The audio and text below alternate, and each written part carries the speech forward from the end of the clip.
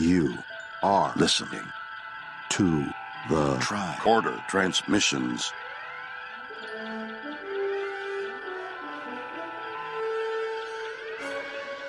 WeeklyTrek, Episode 17, 3rd week of August, 2018.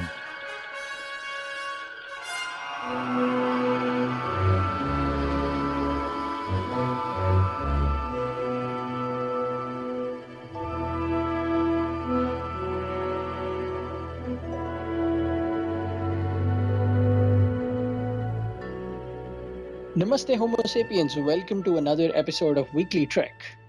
I am Shashank Avvaru, co-host of WeeklyTreks, and certifiably one of the most excited people about everything Star Trek that you'll ever meet in your life. Joining me today is my co-host Marty. Marty, how are you, man? I'm doing well. Glad to be here again for another Weekly Trek. Yeah, thanks for joining me. I like our little combination. So for those of you who are not in the know, the way Weekly Trek works is it's essentially our version of the CNN 6 o'clock news. We catch up with everything that's happened in Trek over the week. We give you our thoughts, our opinions. And for those of you who do not follow news obsessively like we do it and we weed out the lesser important details and give you the highlights so you don't have to worry about knowing everything and you can ignore everything else. But that's what our show is all about. And every week we have rotating hosts from across the network. With a bunch of the shows that we have on our network, we end up having so many permutations and combinations of different hosts who end up on the show. And a special delight for me is always talking to Marty because I think he's one of the coolest people in the world. So, Marty, thank you for joining me, man. And No problem. we picked a really good time to do our news this week, didn't we? We did. We'll get to that a little later, but I think we picked an excellent day to record the show. And our schedules have been all over the place, but I'm glad we landed on the date we landed on because I don't think it's going to get any better this week. Let's start with two big casting news pieces. Yeah. Let's start with two big casting news pieces. The first one is we have a Spock. We have another Spock. Ethan Peck has been cast as Spock. Not a whole lot has been revealed. We don't have anything to look at yet. He doesn't have a big resume. We got a photo, and all I can say is, what is the Vulcan word for zaddy? Well, I believe the photo you're referring to is the one that he took with Adam Nimoy and group, right? No, I'm looking at his IMDb page. But I guess what I meant to say, I should have been clearer. I meant to say that we do not have a photo of him in costume and makeup yet. Oh, so no. So we don't know how our Spock is going to look, unlike Pike. So I'm just excited that we have a Spock that's announced, and he definitely looks the role. He has that Spock factor, and I can already tell. So he definitely does, yeah. Nothing that CBS and Paramount have done, especially casting wise so far, has disappointed me in any way. What do you think? How do you feel about this news? I'm really excited about it. I'm excited to see how he portrays Spock, and I believe I read on a Variety article that he went into it knowing that he is filling in some very large shoes, and is excited to be a part of the Star Trek family, and we're excited to have him, honestly. So at this point, including him, we have three people coming back from the original series, right? Three characters. You have him, you have number one, Rebecca Romijn, and you have Christopher Pike. And yes. I'm sure before Discovery's over, we'll get some version of Kirk too. What do you think? One can only dream. But I'm glad that we have a really exciting piece of casting news of someone joining the family, as a lot of Discovery and other Trek celebs mentioned on Twitter. They all welcomed him to the family. I'm glad we have someone coming in because the next piece of news might be a little sad. It might be a little disappointing. We found out that Chris Pine and Chris Hemsworth have quit Star Trek 4. Have you heard about this? I saw the news article briefly, and I'm not sure what to make of it. It sounds like they're just having some sort of contract dispute because they are now both A-list actors and they want A-list pay, and that's not in the budget for a Star Trek film. Right, unless they do something like Ship in a Bottle, where they can essentially run the entire movie from one or two ships. There is no way they can accommodate Right. the Chris's and the Quintos and the Urbans and still come out with a sensible budget. But here's my thoughts on it, man, and I'm interested to know what you think. Chris Hemsworth certainly does not need Star Trek. He's in a bunch of successful franchises, most notably Avengers, and the Marvel stuff he's doing there as Thor. But I argue that Chris Pine needs Star Trek because I don't think any other franchise that he's in has taken off with the same success that Star Trek has had. Yes, he's in that one Wonder Woman movie, but everything else that he has tried with Wrinkle in Time and another really small impact movie that came out that he did over at Disney that 10 people saw, it was called The Finest Hours, where he was on a ship, which was like a one off movie, yes, but it just goes to show that really it's for him at this point in his career, it seems like he needs Star Trek to really make that big impact. What do you think? Yeah, I think it's definitely his most successful franchise. I also think that it's the franchise that kind of launched his career, so maybe he should be a little more mindful of that.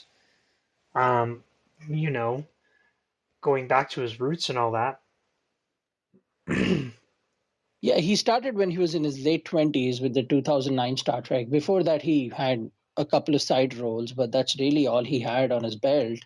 So I am not that worried about Chris Hemsworth because I honestly wasn't that excited about the actual idea over time as I got to marinate over it and digest it some more that he was going to come back and there was going to be a time travel story and what have you, what have you.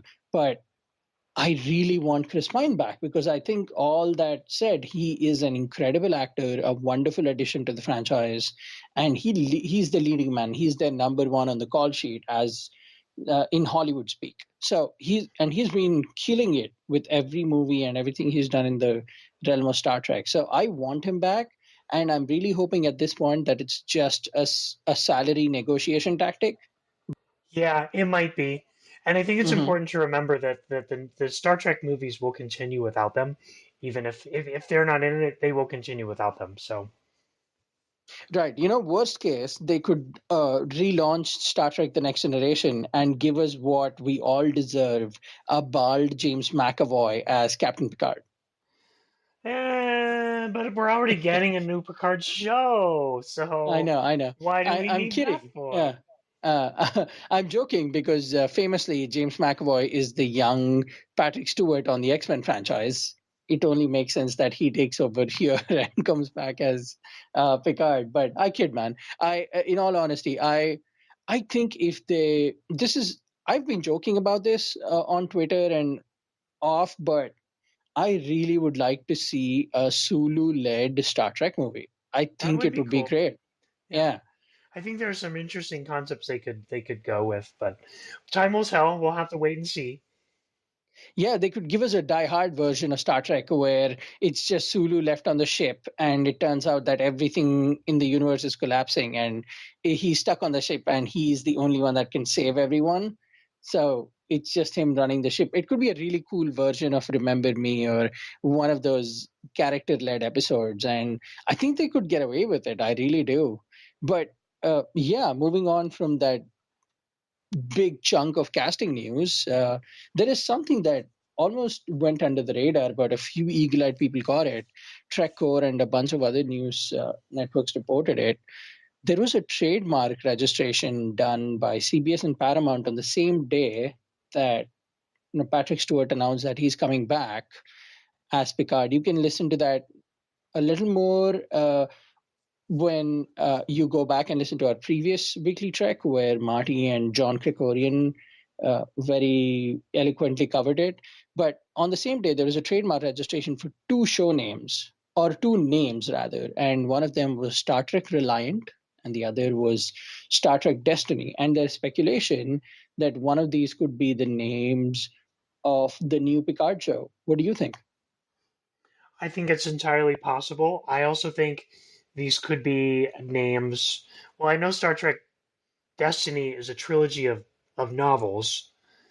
Um, and Star Trek Reliance, I mean, it could be anything. It could be a book series, could be a TV show name, could be one of the shorts that's coming out. I mean, it's. I think we really need more information before we're able to pinpoint where it's going to end up.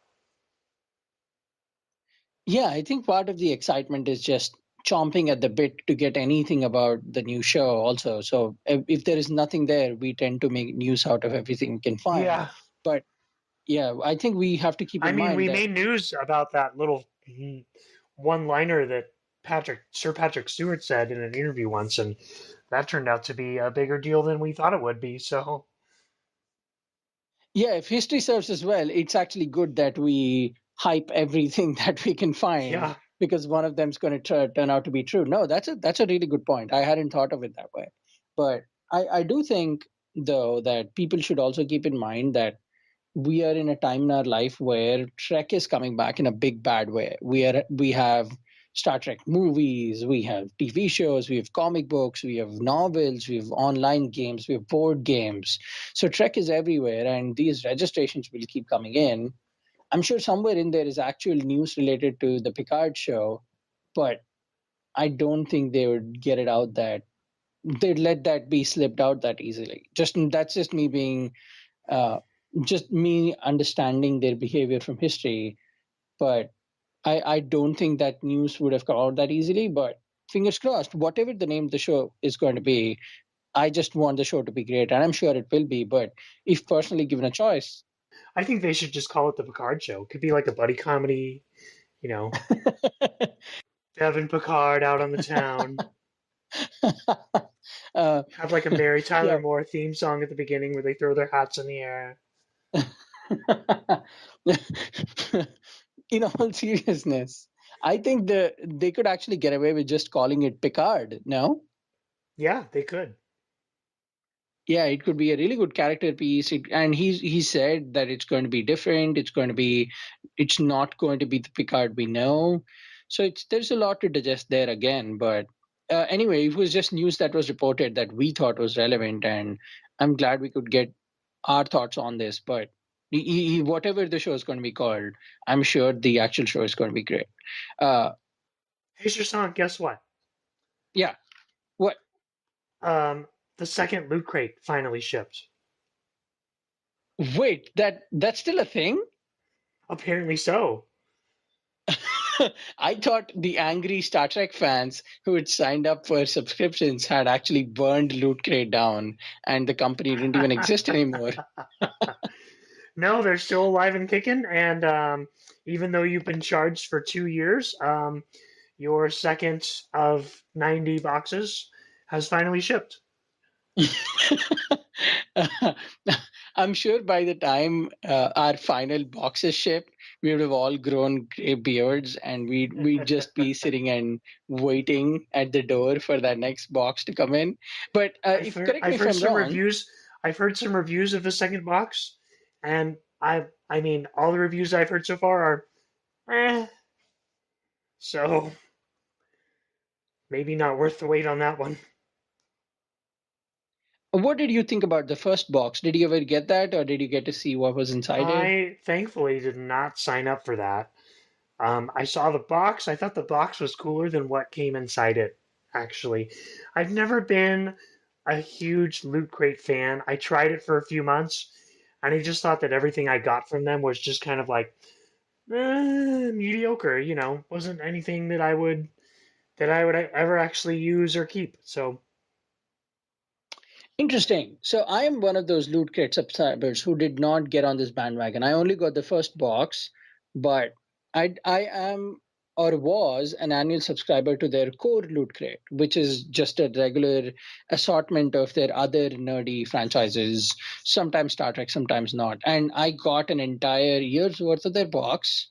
I'm going to say this out loud so everybody in the back can hear, But I never had an issue with not getting my crate. Every month, my crate was there at the end of the month, and I got it on time. And if it got delayed, the delay was at most a couple of days. And irrespective of what the quality of the actual items was, I got my 12 months worth, and my money was spent. And I canceled it simply because I did not like everything I was getting, and I didn't feel like it was worth my money. But there's never the huge amount of delay and frustration that all our Star Trek subscribers have had to deal with. Yeah. I don't know. I gave up But after a few months on Loot Crate, so no, I understand that. They do have really good t-shirts though. And I recommend people go just to their oh, you know what? I loot did get vault. a really cool David Bowie Labyrinth T-shirt from them that I adore and wear all the time. Oh yeah, So the art poster I did one. get something good out of it. Yeah. Yeah, the art poster one, right? That's like pink Yeah. and Uh-huh. white. Yeah, it's almost as a neon filtered. Yeah, their Yeah. t-shirts are awesome, man. They made a RoboCop t-shirt that I really liked. But coming back to our Star Trek news, the more woes from Loot Crate, but the second box is on its way, so I guess we just have to wait and see how that goes out. Or That's the I'm motto sure of it's today's episode. Wait and see. yeah. And wait and see. But one thing that you don't have to do a whole lot of waiting and seeing about is all the liquor that's coming out from Star Trek. The 10 Forward vodka, the signature vodka that was announced right before STLV is actually now out and people can go out and buy it. Isn't that cool? It is. My roommate ordered it, so it should be here soon. I'll let you know how it tastes once I try it. Oh, that's interesting. America, where you can order I'm liquor online, but there I'm is no gonna free healthcare. guess. I'm gonna guess that it tastes like vodka.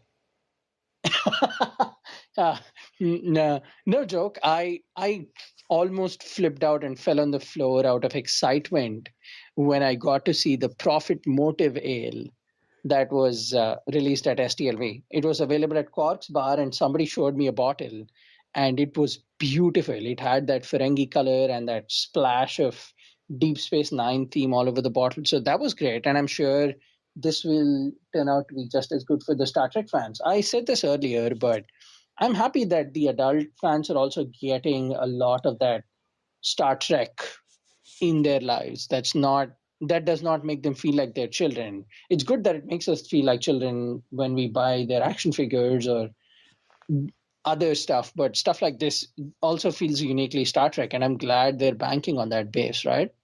Well, yeah, and they know who's spending the money on the stuff. They know who's watching the shows. I think that's why a lot of these newer shows are more adult oriented because adults are the ones who are primarily watching it and buying the merchandise and all that stuff. So, I think we are at least 6 months away from getting Romulan Ale back in the market again, because I think that was sold at some point, but I'm sure it'll come back with all the Trek that we have now. hmm I'm sure Romulan Ale will come back and they'll bring back the Earl Grey tea hot with Picard's photo on the bag. Just give me all my Star Trek drinks and food, man. I need that chocolate cake, you know? But I do have some more Discovery news. This is not essentially casting, but it's just an excerpt from an interview from Rebecca Romaine, who's been cast as number one on Discovery season 2. She got a chance to, like I'm sure all the actors on the show do.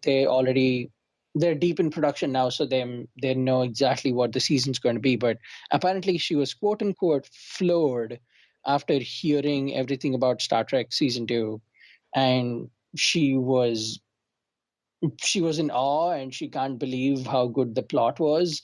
Do you think this is just them trying to sell us the season, or do you think this is genuine fan love? Because I remember her reaction when she was announced, and she seems like a real, genuine fan of the show. yeah, I believe that everyone who works on Discovery is being sincere and honest about their feelings with us. So, I mean, Star Trek is a big franchise. It's been around a long time, so I can't imagine somebody not excited to be on Star Trek. Oh, yeah. The only people not excited about Star Trek, ironically, are some of the fans who just need to grow up, I think, and just Yeah, accept agreed. Discovery everything Star Trek that we're getting instead of sitting and complaining in our little echo chambers. But I'm glad Rebecca Romaine is excited. Now I'm excited, and everybody's excited, and it's going to be a good time. Discovery Season 2 is going to be insane. What's your craziest Season 2 theory? I have been reading that a lot of people, especially after the Peck announcement, were like, so is they're shipping, I'm sure you're familiar with the term, they're shipping Spock and Pike, and they really want that to happen. What is your craziest Season 2 prediction? I haven't thought about that, but I mean that would be interesting. Um, I don't have any season 2 theories. I watched the trailer like twice. I'm just excited for where it's going to take us. I haven't really thought that much into it yet. Here's mine, and I would love to hear your thoughts on it. I was thinking about this the other day after reading all this casting news, and I want Season 2 in a lot of ways to be the opposite of what Season 1 was for Burnham. I want Pike, who's a captain coming in, to actually get her to the end of the show where she knows she is capable enough and can lead the Discovery on her own. Because we both know Pike is probably not going to be around till the end of the show. So they have to make Burnham captain at some point. And from what she had to deal with, spoilers for season 1, 5, 4, 3, 2, 1, Emperor Georgiou as the fake Captain Georgiou coming back and taking some of that hope away from Burnham as to what a real captain could be. And Pike showing her the ropes again and showing her that by the end of the season, if Burnham comes back as the captain and we see season 3 starting out with her as captain, I would be the happiest viewer in the world. That's my theory and my hope.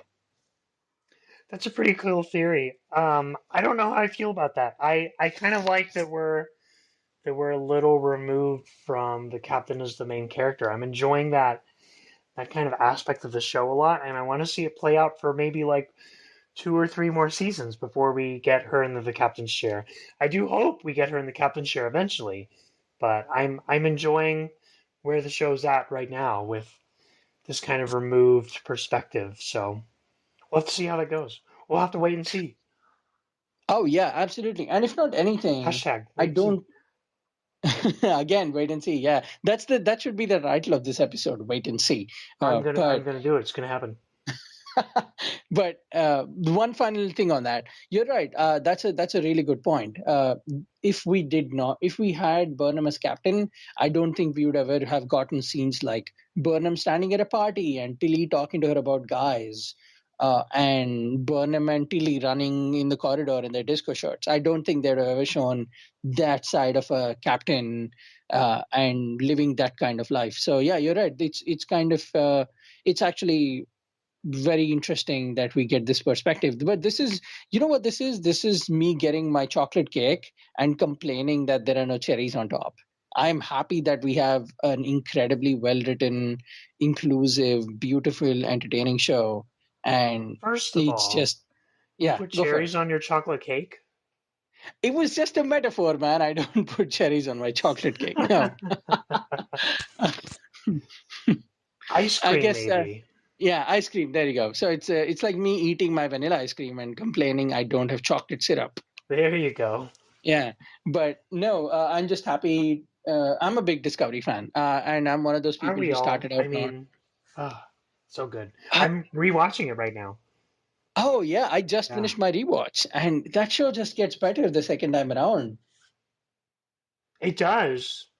It's incredibly Um, rewatchable, and it when it still makes started me out, cry like every episode. oh really? Yeah, it's really good. But it's going to be okay, man. I promise, it's going to be okay. I do think I've said this on our airwaves in various shows on the network. I wasn't a big fan starting out. I was kind of skeptical, but 3-4 episodes in, they had me in the bag, and now I cannot wait for season 2.